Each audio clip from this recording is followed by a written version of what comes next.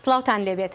ئەمڕۆ لە ستۆدیۆی دەنگی ئەمریکاوە میوانداری عەبدوڵای موحتەدی سکرتێری گشتی کۆمەڵی زەحمەتکێشانی کوردستانی ئێران دەکەین بۆ تاوتوێکردنی ڕووداوەکانی ئەم دواییانەی ناو ئێران و کاردانەوە جیهانیەکان بەرامبەر بەو شۆڕشەی لە ئێران بەرپا بووە. کاک عەبدوڵا سەرەتا زۆر سپاس دەکەین بۆ هاتنت بۆ ئێرە بۆ دەنگی ئەمریکا. دەمەوێت سەرەتا لە شۆڕشی ژیناوە دەست پێ بکەم. چاوەڕوانی چ بەرەنجامێک دەکەن لەم شۆڕشە لە کاتێکدا دەبینین ڕژێمی کۆماری ئیسلامی ئێران زۆر بە توندی ڕوبەڕووی خۆپیشاندەران بۆتەوە و هەروەها ڕێو شوێنی زۆر توندی گرتوۆتە بەر. من پێم وانییە بەو هاسانیە ئەو شۆڕشە دامرچێتەوە. بەرزی و نزمی دەبێ وەکو هەموو شۆڕشی دنیا وەکو هەموو ڕووداوە گەورە جیهانیە مێژوویەکان. ئەمە ڕووداوێکی گەورەی جیهانیە لە کوردستان و لە سەرتاسەری ئێران بەرپا بووە.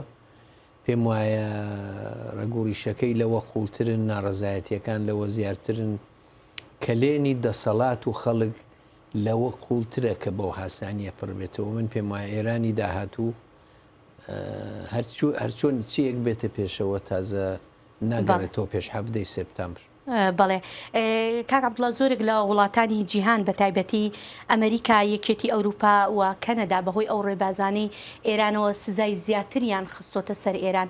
جا تۆ پێت وایە ڕژێمی ئێران با بڵین بەم سزایانە دەستبەرداری ئەو جۆرە ڕەفتارانەی بێ لەگەڵ خۆپیشاندەراندا، ئەو سزانەی کە باسێکم ئەڵبەتە ئەمە بێجگە لە سزاکانی کە بەهۆی بەرنامەی ناوکیەوە خراوەتە سەر ئێران. من پێم وایە جێگە ماوە کە ئێران بە تاق بخرێتەوە. لە کۆمەڵگەی نێونەتەوەییدا زۆر کارماوە نەکراوە. بۆ نمونە ئێستا ئەمریکا سەفارەتی نییە، بەڵام وڵاتە ئەوروپاییەکان هەموو هەیانە، دەتوانن سەفیرەکانی خۆیان بانک بکەنەوە. سەفیری ئێران دەرپەل لە وڵاتی خۆیان، دەتوانن ڕێگەی دیپلۆماتە ئێرانیەکان نەدەن، ویزایان پێ نەدەن، دەتوانن نەیەڵن تارەی ئێرانی بنیشێتەوە، دەتوانن ئەسێت و داراییەکانی کەسانی سەر بە ڕژیم فریزکەن لە وڵاتانی خۆیان، دەتوانن سوپای پاسداران بە ڕێکخراوی تەرۆریستی ناوزەت بکەن. من پێم وایە زۆر ڕێگە ماوە جارێ بۆ فشار لەسەر ئێران کە نەخراوەتە کار. بەڵێ کاک عەبدوڵا دەبینین لەم شۆڕشەدا تەباییەکی زۆر لە نێو گەلانی ئێراندا بینراوە. لەم شۆڕشەدا ئایا تۆ پێت وایە گەلانی ئێران بەتەنها بتوانن ڕژێمی ئێران با بڵین لە دەسەڵات لابەرن بەبێ وڵاتانی تر، هەرچەندە دەزانی کە با بڵین سزادارایەکان لە زۆر شوێنی جیهان داوای نەکردووە کە ڕژێمەکان با بڵین لەسەر دەسەڵات نەمێنن. ئەو هاوپشتی و نزیکی و هاوکاریەی کە یەکگرتوویەی کە ئێستا لە نێوان گەلانی ئێراندا هەیە نەکرد لەم 40 ساڵەی کۆماری ئیسلامیدا نەبووە. نایەتەوە بیرم و پێم وایە لە مێژوودا بە هاسانی نادۆزرێتەوە نمونەیەکی تری کە خەڵکی ئێران ئاوا یەکگرتوو بن و بە تایبەتی کورد ڕێز و ئیعتیبار و خۆشەویستی و پێگە و جێگەیەکی ئاوا گەورەی لە ناوخۆی ئێران بوو بێ. بۆیە من ئەوە زۆر بە گرنگ دەزانم و پێم وایە دەبێ هەوڵ بدەین ئەوە پتەوکەینەوە، چون بە تاقی تەنیا کورد ناتوانێ و نەیتوانی وە ڕژیم بڕوخێنێ. هیچ کام لە لایەنەکان بە تەنیا ناتوانن. ئەم یەکگرتوویە شانسێکی گەورەیە بۆ گۆڕانکاری گەورە لە ئێران. ئەگەر یەکگرتوو بن درێژە بەم یەکگرتوویەی بدەن و ئەگەر بتوانن لە ناوخۆیان شاندێک مرکزیەتێک ناوەندێکی سەراسەری ئێران کە هەڵبەت دەبێت کورد تێیدا جێگەیەکی دیاری خۆی هەبێ، ئەوە پێکبێنن من پێم وایە دنیای ڕۆژاوا لایەکیان لێ دەکاتەوە. باشە ئەم تەباییە کە ئێستا باست کرد، ئایا ئەوە دەگەێنێ هەماهەنگێکی لەو جۆرە دروست ببێت کە ئەو ئەزمونەی بینیمان لە عێراق لە پاش ساڵی 2023 هاتە ئاراوە لە ئێران دووبارە نەبێتەوە لە هەر ئەگەریکی ڕژێمی ڕوخانی ڕژێمی ئێراندا؟ ئەو گارانتیە دەگەڕێتەوە سەر هێزی کورد خۆی، هێزی گەلانی ئێران، یەکگرتووییان، سووربوونیان لەسەر داواکانیان، دەگەڕێتەوە سەر دەستورێکی کە لە داهاتووی ئێران دەنووسرێتەوە. بۆیە گارانتیەکی پێشوەختی 20 ساڵی داهاتوو بە کەس نادرێ، بەڵام بۆ ئێستا ئەم یەکگرتوویە و ئەم تەباییە بێوێنەیە و دەبێت بپارێزێت. باشە بۆ ئێستا ئۆپۆزیسیۆنی ئێرانی چەندێک ئامادەیە بۆ گۆڕانکاری ڕژێم، یانی ئەگەر هاتوو ڕژێمەکە نەما چەندێک ئامادەیە ئۆپۆزیسیۆنی ئێرانی چەندێک ڕێکخراوە؟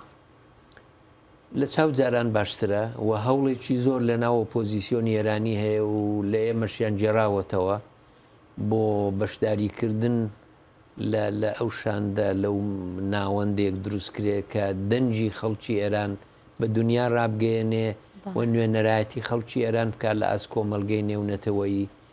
من بە دووری نازانم کە شتێکی ئاوا پێک بێ. بەڵێ کاک عەبدوڵڵا، ئێستا کە لە وڵاتەیە گرتوەکانی ئەمریکای تو لێرە بووی و کۆبوونەوە و گفتوگۆت لەگەڵ کاربەدەستان هەڵبەت کردووە، دەمەوێت بزانم لە ڕوانینی ئەمریکا چ جیاوازیەک هەیە لە نێوان ئەو وتوێژانی کە ئێستا کردوتانە بە بەراورد لەگەڵ وتوێژەکانی پێش شۆڕشی ژینە؟ جاران ئەمریکا ئامادە نەبوو گوێژ لە ئۆپۆزیسیۆنی ئێران بگرێ و گرنگترین شت بەلایەوە، یعنی لە ڕاستیدا تەنیا شت بەلایەوە ڕێککەوتنی ئەتۆمی بوو.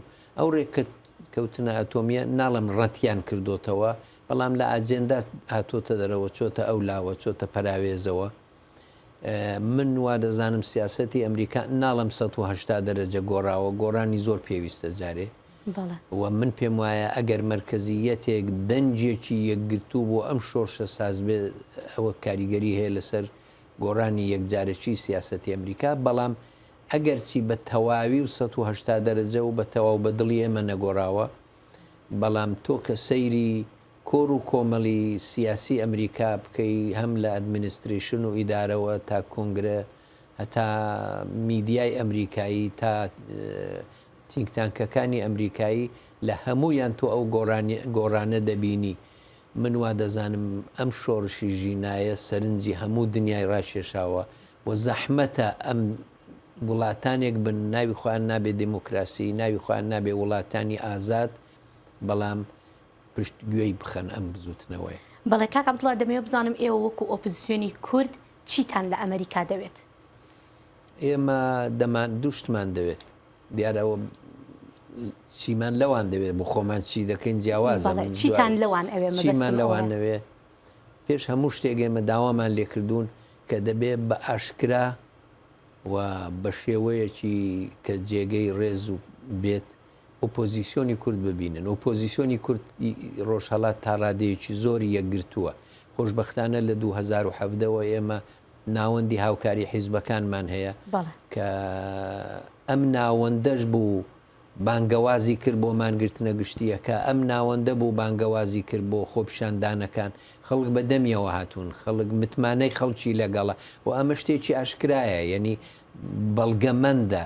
ئێستا هەموو خەڵکی ئێرانەوە دەزانن و جێگە و پێگەی ئەم ناوەندە بەڕاستی چۆتە سەرەوە و دنیاش دەزانێت. من لەگەڵ هەرکەس لەگەڵ میدیا و کۆنگرە و چێ قسەم کرد، هەمویان تا ڕادەیەکی زۆر ئەمان دەناسی. بۆیە کورد تا ڕادەیەکی زۆر کوردی ڕۆژهەڵات یەکگرتووە.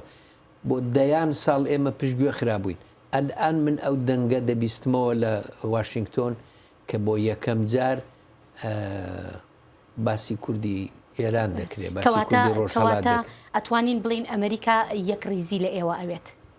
100% ئەمریکا یەکریزی لە کوردەوێ، یەکریزی لە بینی کورد و باقی ئێرانیەکانیش دەوێت بۆ هەموو ئۆپۆزیسیۆنی ئێران. بەڵێ باشە، دەمەوێت یەکشت بزانم بۆچی هەتا ئێستا نەبووە کە شاندێکی هاوبەشتان هاتبێ، با بڵێن ئۆپۆزیسیۆنی کوردی مەبەستم شاندێکی هاوبەشی ئۆپۆزیسیۆنی کوردیە بێتە دەرەوە بۆ نمونە بۆ وتوێشکردن لەگەڵ ئەمریکا، لەگەڵ وڵاتانی ئەوروپا، یەکێتی ئەوروپا. دەبینن بۆ نمونە کە خالدی عەزیزیش پێشتر هاتوو لەگەڵ کاربەدەستان لێرە کۆ بۆ ئێستا جەنابەت هاتوین. باشە بۆچی ئەم شاندە بە هاوبەشی نەبوو هەتا ئێستا؟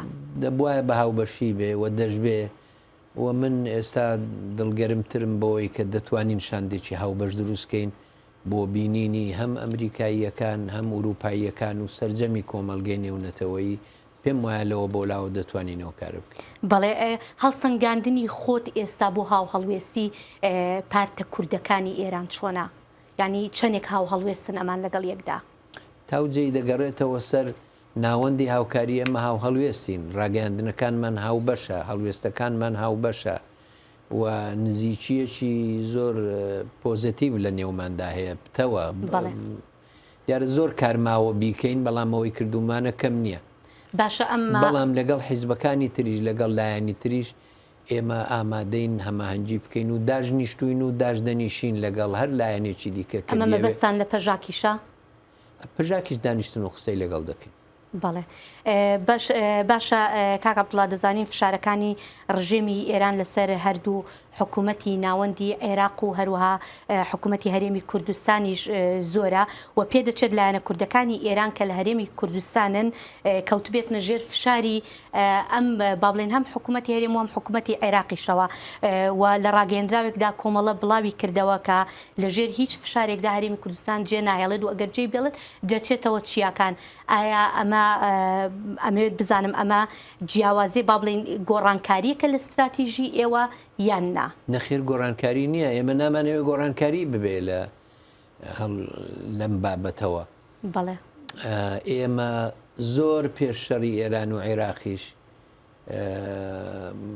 مەقەراتمان هەبووە شوێنمان هەبووە بنە ماڵەکانمان هەبووە منداڵانمان لەوێ بوون چوونە مەکتەب و مەدرسە خوێندویانە خەڵک کاری کردووە لەوێ بۆیە ئەم وردوگایانە هەمان بووە و ئەو قسەی ئێران ڕاست نییە لە ماوەی ڕابردوودا هیچ تیمێکی پێشمەرگە نەچۆتەوە هیچ تەدەخولێکی چەکدارانە نەکراوە دەرزانن وانە ئەو موشەکباران و هێرشە درۆنیە بۆ یەکراکە ئێمە ڕاکێشێتە نێو خەباتێکی چەکداری پێشوەختە خۆشببختانە ئێمە نەمان کرد ئێمە خەباتە سیاسی و جەماوەریەکەمان بەلاوە گرنگتر بوو و ئەو نزیکی و هاوپشتیەی سەرتاسەری لەگەڵ بەقی خەڵکی ئێرانمان بەلاوە گرنگ بوو و پێمان وا بوو بەلا ڕێدابردنەوە بۆ بەلا ڕێدابردننی شۆڕشەکەوا دەکا ئێران بۆی ڕاز ناکا لەوەدا ئێمە بەرامبەر بە هەرێمی کوردستانیش زۆر مەسئولانە جوڵاوینەوە زۆر بەرپرسانە جوڵاوینەوە داعش شەڕی بە کوردستان فرۆشتۆ بە خەڵک فرۆشتووە پێشمەرگەی ئێمەشان بەشانی پێشمەرگەی هەرێم شەڕی کردووە خەباتی کردووە لەبەرەوە ئێمە بە ئەرچی نیشتمانی خۆمان هەستاوین وەختی خۆی هەمیشە پشتیوان و دۆست بووین دەردی سەرێکمان دروست نەکردووە لەبەرەوە تەوەقعمان هەیە پشتمان بگرن نەگەوەی فشارەکانی ئێران ڕاگوێزن بۆ لای ئێمە بەڵێ باش ئەمە هەڵوێستی حیزبی دیموکراتی کوردستانی ئێرانیشە بەڵێ کاک عەبدوڵڵا دێمە سەر بابەتێکی تر ئەویش بابەتی یەکگرتنەوەی کۆمەڵەکانە دەزانین کە هەوڵێکی زۆر دراو لە مێژە ئەو هەوڵە دەدرێ بەڵام سەرکەوتو نەبوون لەو هەوڵەدا بەڵام ئێستا لەم کاتەیە لە وڵاتی سویدەوە ڕاگەیەندرا کە کۆمەڵەکان گرفتەکانیان چارەسەر کرا و یەکی گرتوتەوە دەمەوێت بزانم ئەمە مانای ئەوەیە کە کێشەکانی کە لەسەر بنچینەی ئەو کێشانە جیاببوونەوە چارەسەر کراوە یاخود تەنها بۆ ڕەوشی ئێستا پێویستی بەوە کردووە کە یەک بگرنەوە نا کێشەکانمان جارێبا یەکەم بڵم ئێمە کێشەی فکری و سیاسی و بەرنامەیی و ڕێبازیمان نەبوو بەڵێ کۆمەڵک گیر و گرفتی وردەواڵە ئەو لێکدابرانەی دروست کرد هەردووگلا بۆ قەنەعەتە گەیشتون کە ئەو لێکدابرانە بە قازانج نەبووە نە بە سوودی کورد و بزوتنەوەکەی بووە نە بە سوودی کۆمەڵە بووە نە بە سوودی پێشکەوتن خوازی و دموکراسی خوازی و بە سوودی هیچ کەس نەبووە هەمومان زەرەرمان لێ کردووە جارێکی دیکە ئێمە پێداچوونەوەمان بە خەت و ڕێبازی خۆمان کرد و تمەشامان کردیەچین لەوەدا بۆیە شتەکانی دیکە ئەوەندە قورس و گران نەبوون دیارە بەرزی و نزمیەکی تێدا بوو وەکو هەموو دانوستاندنێک لە دنیادا بەڵام خۆشببختانە یەکمان گرتوتەوە و تا ئێستا بێگرفت بووین و من پێشببینی دەکەم بێگرفت بین دەنگدانەوەیەکی زۆر چاچی لە نێو کوردی ڕۆژهەڵات بووە دەنگدانەوەیەکی چاچی تەنانەت لەم ئەمریکایش هەبووە بیست بوویان زانی بوویان من لەگەڵ هەر کەس دانیشتوم ئەوەی پسپۆری ناوچەکی ڕۆژهەڵاتی ناوەڕاست و هی کوردستان بووە هەمووی زانیوێتی و هەمووی بە پۆزیتیڤ وەرگیراوە جێگە و پێگەی ئێمە چۆتە سەری عینیشت بۆ دیموکراتەکان بەڵێ کاک عەبدوڵڵا دەمەوێت بزانم ئەمە دوا پرسیارمە دەمەوێت بزانم کاتێک کە ئەگەڕیتەوە لێرەوە لە ئەمریکاوە تۆ چ پەیامێک دەبیتەوە بۆ کورد لە ئێران